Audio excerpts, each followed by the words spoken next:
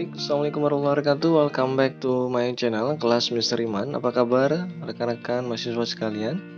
Semoga selalu sehat dan selalu dalam lindungan Allah Subhanahu wa taala. Amin. Baik, rekan-rekan mahasiswa sekalian, kembali lagi di mata kuliah studi kelayakan bisnis ya. Hari ini kita akan bahas ya materi yang keempat, yaitu mengenai ya apa? Iya, benar sekali, itu aspek pemasaran mengenai peramalan permintaan ya. Terutama mengenai peramalan permintaan, metode pengukuran dan peramalan permintaan. Apa itu peramalan permintaan? Yang biasa dalam bahasa kerennya disebut dengan forecasting atau peramalan. Nah, ini bukan peramalan kayak dukun ya, ini gambaran bagaimana kita memprediksi penjualan ke depan, bagaimana kita memprediksi usaha ke depan, bagaimana kita memprediksi gambaran perekonomian ke depan. Nah, seperti itu ya gambarannya ya, rekan-rekan semuanya. Nah, dalam ekonomi ya dikenal namanya forecasting atau peramalan ya, dan kita akan bahas mengenai peramalan permintaan saat ini ya. Nah, rekan-rekan sekalian, dalam studi kelayakan bisnis ya, untuk mengetahui atau memahami studi kelayakan bisnis, salah satu yang harus kita pahami juga mengenai peramalan permintaan. Nah, apa aja yang dipelajari? Nanti ada namanya pendekatan peramalannya ya, bagaimana peramalannya ya. Kemudian ada prosedur peramalannya ya, kemudian ada kemudian ada kendala pemilihan teknik peramalan, kemudian ada pengukuran permintaan produk, kemudian ada peramalan permintaan produk yang sudah mapan, dalam artian ini produk yang sudah oke, sudah established ya, sudah stabil ya. Kemudian ada peramalan permintaan produk baru. Nah, kita akan bahas ya rekan-rekan semuanya. Nah, baik, lanjut ya. Apa peramalan itu? Nah, ya, apa peramalan itu? Jadi, peramalan itu bukan kayak dukun ya meramal ya, enggak ya. Jadi istilahnya peramalan itu ya seni ya, itu dan ilmu untuk memprediksi kejadian di masa datang ya, dalam bahasa kerennya forecasting. Bagaimana kita memprediksi ya kejadian di masa akan datang. Apakah produk ini bakal laku ya? Apakah bisnis ini bakal berjalan dengan baik? Apakah investasi ini layak, nah gitu ya. Jadi ini seni ilmu prediksi kejadian masa yang akan datang ya. Sebagai dasar apa? Sebagai dasar untuk keputusan bisnis ya. Bagaimana, apakah kita tetap produksi nih? Apakah kita tetap menyediakan persediaan? Gimana tenaga kerja ke depannya? Kemudian fasilitas harus siapin apa aja nih? Ya, misalnya tentang teknologi dan lain sebagainya yang berkaitan dengan hal itu ya. Nah, baik, lanjut. Nah, meramalkan horizon waktu ya. Nah, ada beberapa ya. Jadi gambaran forecasting atau peramalan nih, yaitu ada berapa ya gambarannya. Ada dalam peramalan jangka pendek. Ya, biasanya 1 tahun ya. Umumnya kurang dari 3 bulan ya. 1 tahun peramalan jangka pendek itu 1 tahun. Umumnya kurang dari 3 bulan. Kemudian ini mengenai pembelian, kemudian penjadwalan kerja, jumlah tenaga kerja, penugasan kerja, dan tingkat produksi. Ini biasanya untuk jangka pendeknya ya. Kemudian ada peramalan jangka menengah ya. Nah, ini 3 bulan sampai hingga 3 tahun ya. Ini biasanya peramalan mengenai penjualan dan peramalan mengenai perencanaan produksi serta anggaran. Nah, kemudian ada namanya peramalan jangka panjang ya. Jangka panjang itu 3 tahun atau lebih ya. Biasanya lebih dari 3 tahun. Bagaimana peramalan untuk perencanaan produk baru, kemudian lokasi baru ya, penelitian dan pengembangan. Nah, ini gambaran ada jangka pendek, jangka menengah, dan jangka panjangnya. Baik. Nah, jenis peramalan apa aja? Nah, yang umum ya, yang kita biasanya bahas itu namanya peramalan biasa, yaitu mengenai peramalan ekonomi ya. Ya, menjelaskan siklus bisnis, tingkat inflasi, dan ketersediaan uang. Dalam artian gini ya. Nah, teman-teman biasanya dan sebagai seorang ekonom ya, kita bisa tahu kira-kira nih nanti tingkat inflasi 3 tahun akan datang itu seperti ini nih. Bisnis itu ya tahun depan setelah corona ini misalnya akan berjalan baik nih insya Allah nih ya, ataupun dan lain sebagainya ya. Kemudian peramalan teknologi ya, prediksi tingkat kemajuan teknologi. Nanti ke depannya ini ya. Nah, itu ya. Teman-teman mungkin pernah tahu namanya BlackBerry, kemudian pernah tahu namanya Nokia. Dulu awal-awal sangat terkenal sekali dan sangat hebat sekali. Namun mungkin ya dia kurang memprediksi tingkat kemajuan teknologi ke depan, sehingga ketika Apple datang, ketika Android datang, habis semuanya, tergulung ya, nggak bersisa ya BlackBerry ya. Kemudian dampak pengembangan produk baru ya, tapi mudah-mudahan ya itu menjadi pelajaran kita. Tapi kita tidak boleh istilahnya memandang remeh Nokia dan BlackBerry. Dia di masanya sangat sangat hebat sekali. Nah, yang kita pelajari dari mereka adalah bagaimana mereka mungkin sudah puas di awal dan tidak melihat prediksi kedepannya kurang matang atau kurang pas gitu ya. Ketika ada kompetitor datang dengan sesuatu yang baru, maka mereka tergilas dari kompetitor itu ya. Nah, ini kemudian peramalan teknologi dampak pengembangan produk baru. Nah, ini ya tadi ya. Jadi ketika sudah ada peramalan teknologi, oh nanti teknologi seperti ini, maka sudah membuat pengembangan produk baru. Nah, kita lihat Nokia, BlackBerry mungkin waktu itu ya peramalannya kurang pas gitu ya. Sehingga pengembangan produk barunya mungkin ya dikejar atau tersalip oleh produk-produk lain ya. Kemudian yang kita pelajari namanya peramalan permintaan ya. Nah, ini peramalan permintaan. Ini memprediksi penjualan produk yang ada ya, memprediksi penjualan produk yang ada. Jadi bagaimana permintaan ke depan ya? Kira-kira kalau kita produksi ini nih masih ada yang minta nggak? Masih ada yang mau nggak? Masih ada yang mau beli nggak? Nah, itu ya, ini peramalan permintaan yang dipelajari ya. Nah, seperti ini gambarannya untuk jenis-jenis peramalan sendiri ya. Kemudian 7 langkah peramalan. Oh, ternyata meramalkan sesuatu pertama tentang studi kelayakan bisnis ini tidak hanya asal-asalan, tapi ada beberapa langkah ya. Langkah yang dilakukan ya. Ini kita bukan dukun ya, karena kalau dukun itu kan ya asal-asalan aja ya, dapat uang segala macam ya, itu tidak kita percayai. Dan artian itu tidak menggunakan metode segala macam. Karena mereka mungkin dan kalau misalnya di dalam Islam atau dalam agama kita itu sesuatu yang dilarang ya, karena itu tidak bersifat hanya sebuah ya prediksi yang tidak ada dasarnya ya. Nanti kamu misalnya diramalkan, oh kamu ini lahir bulan ini, nanti kedepannya bakal susah nih, dan sebagainya. Nah, itu sepertinya tidak pas ya. Tapi kalau misalnya yang forecasting ini ya, peramalan tentang ekonomi, permintaan segala macam, ini ada metodenya, ada langkahnya ya. Jadi ini akademik sekali ya, dalam artian ini rasional, dan ini memang gambarannya sudah sering dilakukan ya untuk perusahaan-perusahaan besar maupun perusahaan kecil yang baru ya.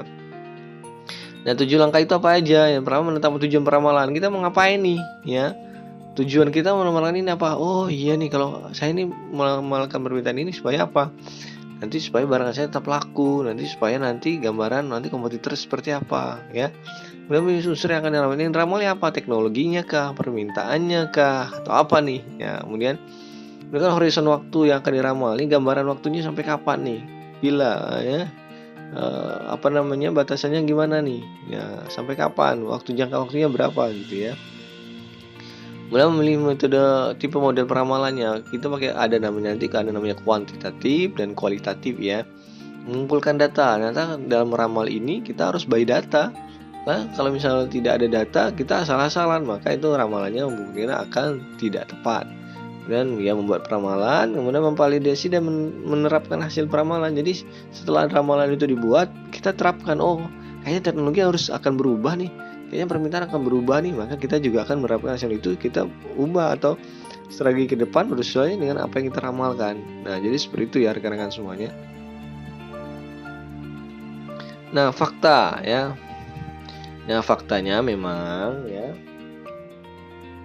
yang namanya peramalan ya jarang ya ada yang sempurna ya. Nah, namanya juga kita meramal ya, dalam artian ramalan forecasting ini jarang ada yang sempurna. Nah, tidak tepat benar, tapi yang pasti kita sudah punya perencanaan ya. Walaupun misalnya tidak 100%, minimal bisa mendekati ya. Nah, kebanyakan teknik peramalan mengasumsikan bahwa sistem akan tetap stabil. Dalam artian misalnya tahun 2019 dia meramalkan, atau ya dalam 2019 insya Allah 2020 kita akan lepas landas, kita akan besar booming gitu ya. Ternyata pas ada corona atau pas ada sesuatu yang lain sebagainya, maka kebanyakan teknik peramalan ini hanya mengasumsikan bahwa sistemnya akan tetap stabil. Namun ada hal-hal di luar ramalan itu, misalnya ada hal-hal misalnya ya wabah atau pandemi dan lain sebagainya, itu ya inilah kekurangan yang ketika teknik peramalan dilakukan. Kemudian ramalan produk kelompok keseluruhan ya, biasanya ramalan produk keseluruhan ini dalam arti grup ya, lebih akurat dibandingkan ramalan produk yang individual, dalam artian yang satu-satu ya. Ini gambarannya. Ini fakta ya, ini fakta yang biasa terjadi ya gambarannya. Baik. Kemudian kita lihat. Nah, ternyata ya pendekatan peramalan itu ada beberapa ya. Ada beberapa pendekatan peramalan. Nah, teman-teman yang ngambil SKB, studi kelayakan bisnis, biasanya sudah semester akhir ya, rata-rata semester 7. Nah, ngerti lah ya namanya kualitatif, kuantitatif ya. Kualitatif biasanya kalau deskripsi teman-teman hanya menggambarkan deskriptif aja. Tapi kalau kuantitatif biasanya by data, by statistik, by metode ya. Ya, kemudian ini ada metode kualitatif ya, pendekatan peramalan menggunakan metode kualitatif. Digunakan jika memiliki data yang sedikit, dalam artian produknya baru, teknologi yang baru. Dia belum ada gambaran, belum ada pengalaman, mau apa yang mau dihitung ya. Jadi ini gambarannya kualitatif aja. Nah, meliputi intuisi dan pengalamannya. Pengalaman dulu saya pernah bekerja di perusahaan ini, ya produknya kayak gini ya, produknya seperti ini. Nah, saya ramalkan seperti ini. Jadi dia tidak by data ya, karena dia baru ya, tidak memiliki data. Jadi makanya menggunakan kualitatif.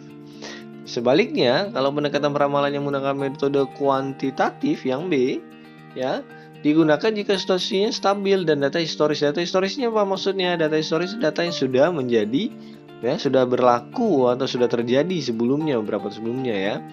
Nah, biasanya produknya sudah sudah established ya, dan artinya sudah stabil dan sudah beberapa tahun dan sudah dalam jangka waktu yang cukup ya. Jadi dia ada data historisnya. Gimana perusahaan dulunya? 3 tahun yang lalu gimana? 4 tahun yang lalu gimana? 5 tahun yang lalu gimana? Nah, dari data itulah diolah dia untuk prediksikan pendekatan peramalannya untuk ke depannya, forecastingnya. Nah, forecasting ini lumayan terkenal ya untuk di dalam bahasan ekonomi ya. Teman-teman mungkin kalau misalnya nanti mendengar nama-nama forecasting, apa forecasting? Oh iya, pernah dengar namanya peramalan ya. Kemudian teknologi saat ini ya dengan suatu stabil dan historis ya. Teknologi saat ini dia sudah menggunakan teknologi saat ini ya. Jadi kedepannya juga sudah mulai pengembangan ya. Kemudian meliputi teknik matematis. Nah, metode kuantitatif ini biasanya dia menggunakan apa? Ya, matematis ya, statistik ya, by data ya, semuanya by data. Nah, ini gambarannya. Kemudian tinjauan metode kualitatif tadi ya. Nah, kebutuhan jujur eksekutif dalam artian ini eksekutif ini mengambil keputusan ya. Nah, sedikit pendapat dari manajemen puncak, kadang-kadang menggunakan metode statistik. Jadi, dia kualitatif ini biasanya dia hanya merasakan pendapat dari manajemen atau puncak pimpinan ya. Kemudian kadang-kadang menggunakan modal statistik. Jadi ada juga, tapi sedikit ya kalau kualitatif ya. Kemudian ada namanya gambaran dari peramalan para ahli ya, metode LP ya, kelompok para ahli ya. Nah, tinjauannya gabungan dari tenaga penjual, perkiraan dari masing-masing penjual, kemudian jumlahkan dalam artian apa?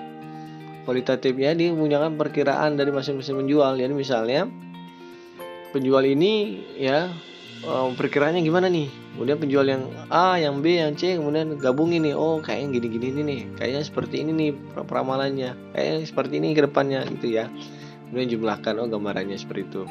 Kemudian dia melakukan survei pasar. Konsumen ya, bukan konsumen, mohon maaf. Bertanya pada pelanggan, dia menggunakan survei pelanggan. Pak, ini kira-kira Bapak misalnya ini ya, tas ya, Pak kira-kira berapa kalau datang ini bakal bagus nggak ya Pak? Pak misalnya ini Bapak bakal makan ke depannya ini bakal sukanya trennya seperti apa? Nah, jadi dia melakukan survei pasar ya, bertanya pada pelanggan ya, ini kualitatif ya, dia tidak by data karena dia perusahaan baru atau produknya baru ya. Nah, beda dengan pendekatan peramalan kuantitatif, dia biasanya pakai time series. Apa itu time series Pak? Ya, adalah model yang tidak memperhatikan hubungan sebab akibat, dalam artian dia biasanya menggunakan by data ya, data hasil peramalannya hanya memperhatikan cenderungan dari data masa lalu yang tersedia. Dalam artian dia misalnya perusahaan sudah 10 tahun berjalan, dari tahun pertama hingga tahun ke-9 itu gimana gambarannya ya. Oh, tahun pertama tuh kayak gini, perkembangannya ini, kerugiannya ini, kendalanya ini, kemajuannya ini. Tahun kedua gimana, ketiga gimana, sampai tahun 9, tahun 10. Nah, ketika mau melakukan forecasting atau peramalan di tahun ke-15, mereka menggunakan by data itu, kemudian dianalisis ya. Kemudian dibuka data lamanya, kemudian melakukan analisisnya. Nah, ini ya, diperlukan data historis dari jumlah yang banyak. Dalam artian dari tahun pertama hingga tahun terakhir maupun pakai bulanan itu dilihat sekali historisnya ya, sejarahnya atau riwayat dari perusahaan itu bagaimana ya, dari perlu data yang banyak untuk mendapatkan hasil yang lebih baik. Tingkat akurasi hasil ramalan rendah karena kondisi masa lalu yang sering tidak sama dengan kondisi masa yang akan datang. Nah, ini ya. Gambarannya untuk penelitian kuantitatif juga ada kekurangan ya. Biasanya tingkat akurasi ramalannya rendah ya. Karena kondisi masa lalu sering tidak sama dengan kondisi masa yang akan datang. Misalnya kondisi masa lalu sebelum pandemi kan lancar-lancar aja tuh. Permintaan banyak, kemudian pendapatan masyarakat tinggi, pengangguran kecil ya. Tapi ketika ada pandemi, ada suatu hal yang ini, maka pendapatan yang berkurang, kemudian permintaan berkurang, kondisi ekonomi melemah, resesi, dan lain sebagainya. Nah, itu gambarannya ya. Nah, itu gambarannya. Oke, kita lanjutkan. Nah, pendekatan memperhatikan hubungan, pendekatan kuantitatif ini ya, tadi ya kuantitatif ya. Yang pendekatan memperhatikan hubungan kausalitas atau pendekatan yang menjelaskan dari suatu keadaan. Kausalitas itu hubungan ya. Jadi misalnya hubungan ini sama kemarin itu ternyata permintaan kecil tuh karena masanya masa-masa ini. Kemudian ada penjualan yang besar itu ketika hari raya. Nah, gitu ya. Kemudian pada metode ini juga tidak menjamin bahwa semua variabel atau penyebab mampu dirangkum secara keseluruhan. Ya, ada kelemahannya juga ya. Tidak menjamin semua variabelnya bisa dirangkum secara keseluruhan karena datanya tadi sangat banyak ya. Kemudian pada model ini diharapkan mempunyai tingkat akurasi yang lebih tinggi dan berlaku untuk jangka panjang. Nah, tapi kalau dibandingkan dengan metode kualitatif tadi, ini lebih ya diharapkan lebih mempunyai tingkat akurasi yang lebih tinggi ya dan berlaku jangka panjang karena dia ada sisi balik kekurangan itu ada kelebihannya karena dia by data, ada historisnya dan dia bisa prediksi lebih akurat ya gambarannya. Nah, baik rekan-rekan mahasiswa sekalian, memang mungkin ada yang belum paham, ada yang sudah paham, tapi gambaran ini sebagai gambaran bagi teman-teman dalam melakukan studi kelayakan bisnis ya. Ternyata dalam studi kelayakan bisnis itu ada juga yang namanya forecasting. Jadi teman-teman semuanya, rekan-rekan semuanya, memang kita tahu ya. Ketika dulu saya kuliah itu iya. Dulu saya kuliah pernah belajar mengenai studi kelayakan bisnis, yaitu bab mengenai forecasting, peramalan ya, bagaimana untuk meramalkan ke depan usaha itu ya. Seperti ini. Jadi minimal ini gambaran untuk rekan-rekan semuanya. Teman-teman tahu ya, jangan sampai misalnya teman-teman tahu apa itu peramalan ekonomi, forecasting, permintaan gitu kan, peramalan permintaan ya. Jadi teman-teman minimal tahu dan dapat gambaran dari yang kita pelajari ini. Baik. Nah, prosedur peramalan ya, ada prosedur peramalan. Ternyata peramalan itu juga ada prosedurnya ya, rekan-rekan semuanya. Pertama ada analisa ekonomi ya, proyeksi aspek makro ya. Penduduknya gimana? Misalnya 5 tahun akan datang nih produk ini, misalnya produk makanan, fashion. Ternyata ya nanti itu tahun 2030 banyakkan penduduk Indonesia itu masih muda atau ya, kaum milenial ya. Pendapatannya berapa nih nanti ke depan, kemudian kebijakan pemerintah gimana, kira-kira 10 tahun lagi atau 5 tahun akan datang pemerintah, dilihat juga tuh politiknya gimana ya. Ternyata yang memimpin nanti si ini, Pak ini, atau yang memimpin nanti beralih, jadi berubah lagi gitu ya. Biasanya berubah pemimpinnya, berubah juga arah kebijakan pemerintahnya, biasanya seperti itu ya. Kemudian analisa industri ya, analisa terhadap permintaan pasar dari seluruh perusahaan yang masih memproduksi jenisnya. Jadi kita juga menganalisa permintaan pasar ya terhadap perusahaan-perusahaan yang masih memproduksi jenis. Misalnya kita produksi fashion atau pakaian jilbab, kita lihat kompetitor kita ya, permintaan mereka gimana. Ternyata bagus nih permintaannya, kita analisis juga. Jadi kita tidak hanya menganalisis diri kita sendiri, tapi kita melihat pasar orang lain ya. Gambarnya orang lain seperti ini gitu ya. Kemudian analisa penjualan masa lalu untuk market positioning, market share kita. Ternyata kita ini sudah berdiri 5 tahun. Ternyata dalam 5 tahun ini kita market position atau market share kita cuma kecil, masih 10%. Gimana nih meningkatannya? Pesaing kita gimana? Kok mereka lebih besar? Nah, kita lihat ya. Kemudian analisa peramalan permintaan proyek maupun industri ya. Misalnya kita industri makanan atau industri misalnya semen, gimana proyek ke depan ya, atau industri ke depan bagus nggak nih kira-kira. Nah, seperti itu. Kemudian pengawasan hasil peramalan usaha, minimalkan kesalahan hasil peramalan sebagai teknik peramalan. Jadi prosedur yang terakhir kita harus melakukan pengawasan dari peramalan tadi, apakah sudah pas ini ya, Nah, dari peramalan yang kita lakukan ini, jadi langkah-langkah yang dilakukan apa sudah benar nih sesuai hasil peramalan. Nah, jadi supaya pengawasan ini dilakukan supaya untuk meminimalkan kesalahan hasil peramalan dan berbagai teknik peramalan tadi ya. Ini gambarannya. Nah, ada kendala nih pemilihan teknik peramalan. Ada beberapa kendala. Yang pertama, waktu yang hendak diperkirakan dan dalam waktu misalnya. Nah, ini ya, pada umumnya peramalan kualitatif punya jangkauan peramalan lebih panjang daripada peramalan kuantitatif. Jangka waktu yang diramalkan minimal selama umur proyek. Nah, biasanya memang untuk kualitatif dia jangkauannya lebih panjang ya, karena memang dia tidak by data, jadi gambarannya seperti ini, prediksinya seperti ini. Tapi kalau kuantitatif biasanya dia jangka pendek ya, lebih jangka pendek. Tingkah laku data, maksudnya tingkah laku data ini bukan maksudnya tingkah laku perbuatan dalam artian riwayatnya ya, riwayat data di masa yang lalu yang tersedia.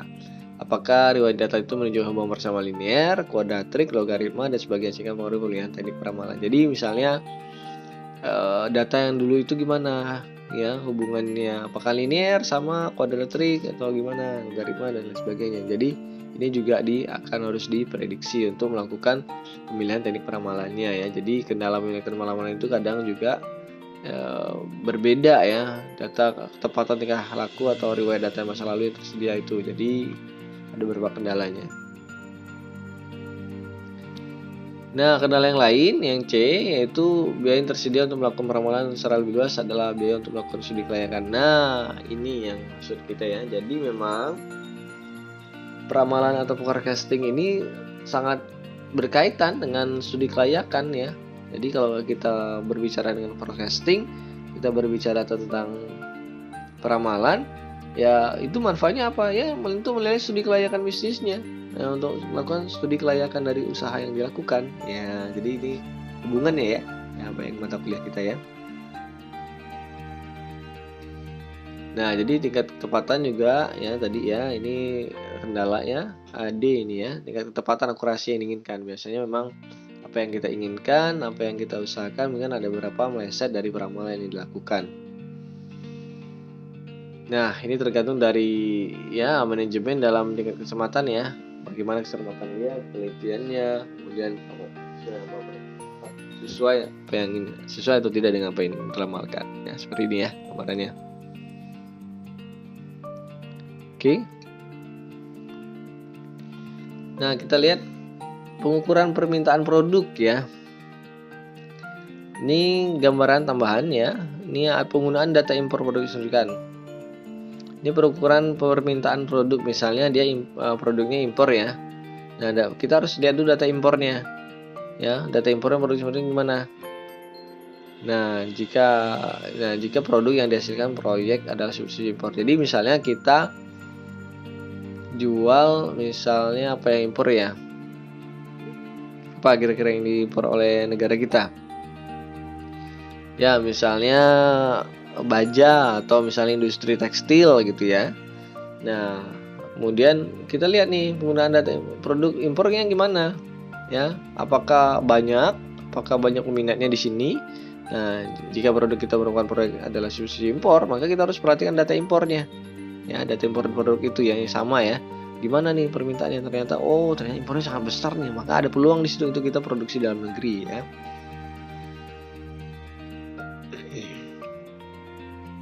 Nah, penggunaan data impor, ekspor, dan produksi dalam negeri. Jika produk yang dihasilkan sudah pernah dihasilkan di dalam negeri, dan juga telah diekspor, maka PE sama dengan P plus 1 min E plus C. Pak, kok rumus terus sih Pak? Studi kelayakan bisnis sih Pak. Namanya kita juga studi kelayakan ya, kita menilai ya. Menilai biasanya harus ada matematisnya ya. Tapi ini nggak ada hitungan yang limit ya.